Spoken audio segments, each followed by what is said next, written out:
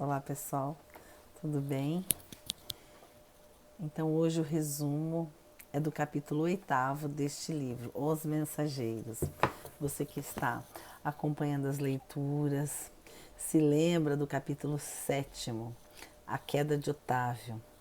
Lembrando que esse livro ele fala dos fracassos da mediunidade. Muitos médiuns, doutrinadores que se comprometeram com a mediunidade ao reencarnar. E ao chegar à Terra, ao se deparar com o materialismo, com as questões da vida mundana, se esqueceram dos seus propósitos dignificantes e espirituais. Esse capítulo 8º se chama O Desastre de Acelino. André percebe o Acelino andando perto deles. Ele ia conversar mais com Otávio, mas ele percebeu esse Acelino. E quando ele percebeu, o André percebeu o Acelino, um recém-chegado. Dona Isaura apresentou o Acelino a André e aos demais. E o Acelino: não sou um criminoso para o mundo, mas sou um falido para Deus. Então ele vai narrar a história dele e nos desperta. E é importante que a gente estude esse capítulo, porque fala muito de nós, de cada um de nós ao reencarnar. Por ver o conteúdo da vida física, nos envolvemos com o materialismo, nos envolvemos com as questões mundanas, queremos ser do mundo, desejamos as coisas da matéria, o poder, o dinheiro, e em muitas situações são a escada de descida da nossa queda. A conversar com o Acelino, e o Acelino conta como foi a sua situação e o seu fracasso. Ficou 11 anos nas zonas inferiores e ele contou com o auxílio da providência. Foi auxiliado por Nosso Lar, pelo Ministério da Comunicação, se comprometeu a reencarnar e trouxe a mediunidade como lenitivo da sua dor, como o propósito de auxiliar as pessoas. Mas ele errou e ele estava tão desalentado nesse diálogo com o André e com os demais que foi um criminoso. Que a história dele era de uma queda muito triste. E ele conta que ele partiu então do Nosso Lar e ele teve uma das beneméritas, a ministra da Comunicação, que presidiu a sua expedição para a Terra. E ele se casou então com a sua esposa, que foi a sua devotada companheira de toda a existência. Quando ele tinha em torno de 20 anos, ele percebeu a sua mediunidade, estava bem acentuada. Então ele tinha a mediunidade da vidência, da audição e a psicografia. Quando ele começou a ir a se envolver com a mediunidade, ele começou a ter pensamentos de que se ele estava trabalhando, se ele estava exercitando, se ele tinha um trabalho, mesmo que da mediunidade, ele poderia vender o seu trabalho, ele poderia usufruir desse trabalho. E é interessante a dizer no livro, ele não, apesar das lições maravilhosas do amor evangélico, inclinei-me a transformar minhas faculdades em fonte de renda material. Não me dispus a esperar pelos abundantes recursos no trabalho e provoquei eu mesmo a solução dos meus problemas lucrativos.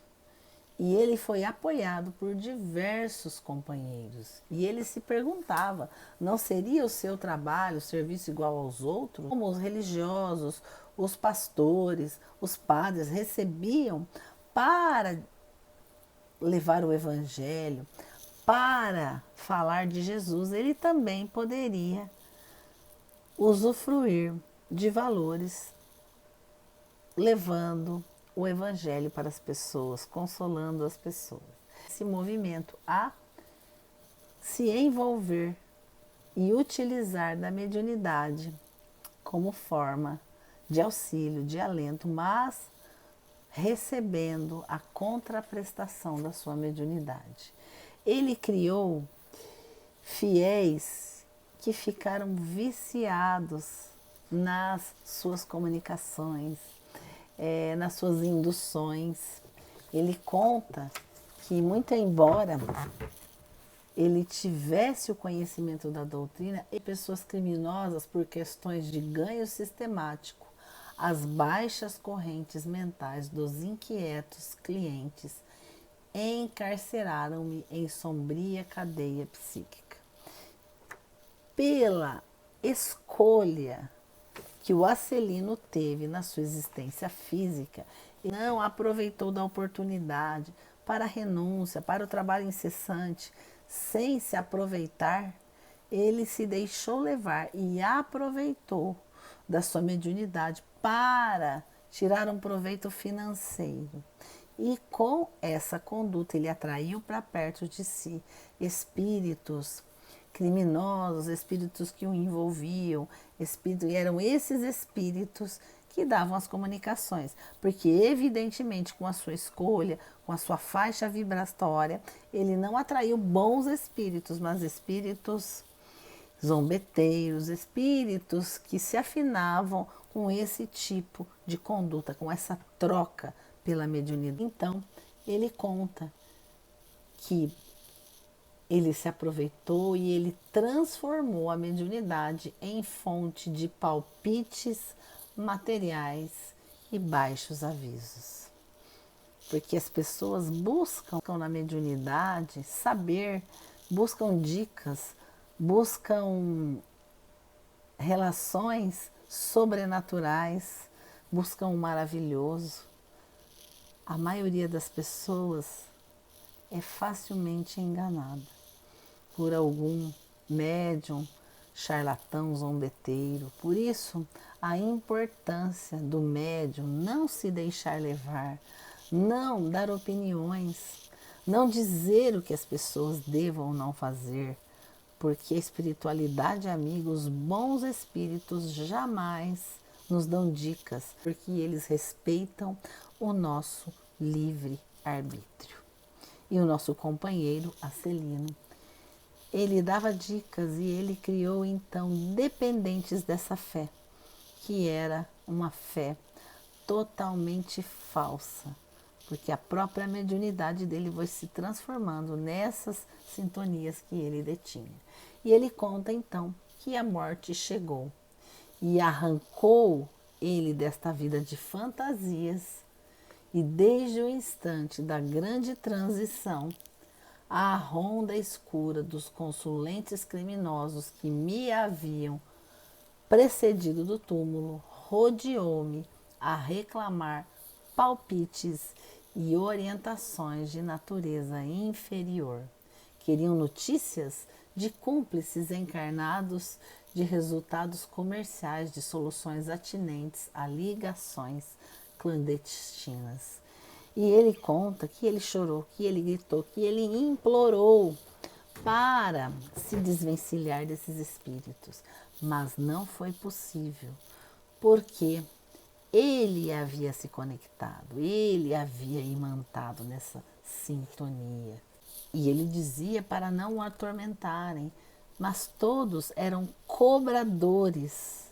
Nesse momento, esses espíritos se tornaram seus cobradores. E no final, o Acelino conclui que ele não foi homicida, nem ladrão vulgar, não manteve o propósito íntimo de ferir ninguém, nem desrespeitou alheios lares, mas, indo aos círculos carnais para servir as criaturas de Deus, nossos irmãos, apenas concretizou viciados da crença religiosa e delinquentes ocultos, mutilados da fé e aleijados do pensamento. E ele conclui que ele não tem desculpas porque estava esclarecido e ele não tem perdão porque não faltou assistência divina. E depois de longa pausa, Acelino pergunta a todos: vocês podem avaliar a extensão da minha culpa? Com essa pergunta, nós vamos refletir e pensar na importância da nossa existência. E você, que está lendo a obra, que está acompanhando, valoriza a sua mediunidade, faz da sua mediunidade um sacerdócio de renúncia ao dinheiro, aos valores físicos, de renúncia à vaidade, ao orgulho? Pensem nisso. A nossa mediunidade é um talento para nos conectarmos com Deus e com os bons espíritos. Mas para que isso aconteça, a nossa conduta deve ser elevada, deve ser do bem indistintamente, renunciando a nós mesmos. Que Jesus nos abençoe.